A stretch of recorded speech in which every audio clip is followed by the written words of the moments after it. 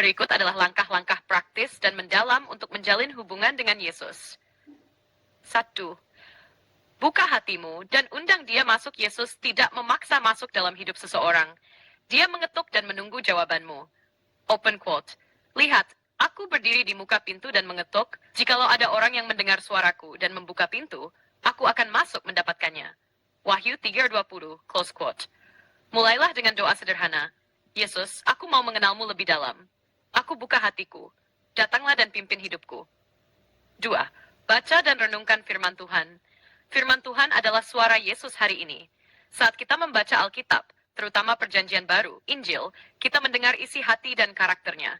Mulailah dari Injil Yohanes untuk mengenal siapa Yesus. Baca perlahan sambil berdoa dan tanyakan, Tuhan, apa yang ingin Engkau sampaikan melalui ayat ini? 3. Berdoa dengan jujur dan terbuka. Doa bukan hanya permintaan, tetapi komunikasi dua arah.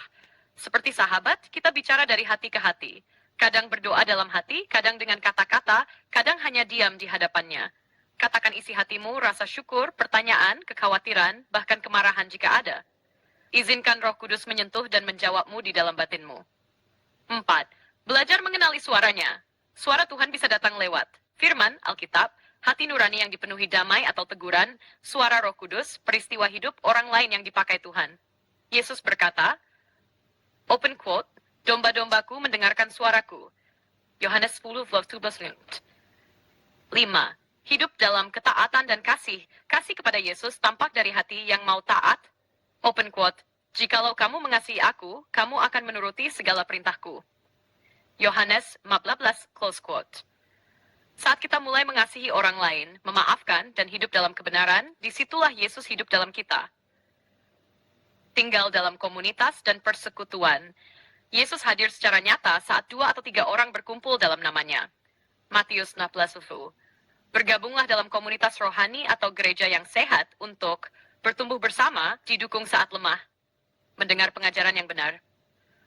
7. Terbuka terhadap Roh Kudus. Roh Kudus adalah pribadi Allah yang tinggal dalam kita setelah kita menerima Yesus. Dia menghibur, menuntun, mengajarkan kebenaran, memberi kuasa untuk hidup kudus. Mintalah setiap hari, Roh Kudus, pimpin aku hari ini, ajari aku mengenal Yesus lebih dalam.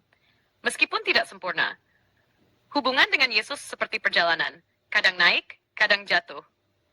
Tapi dia tidak pernah meninggalkanmu. Yang penting, jangan menyerah. Bangkit lagi saat gagal, tetap datang padanya.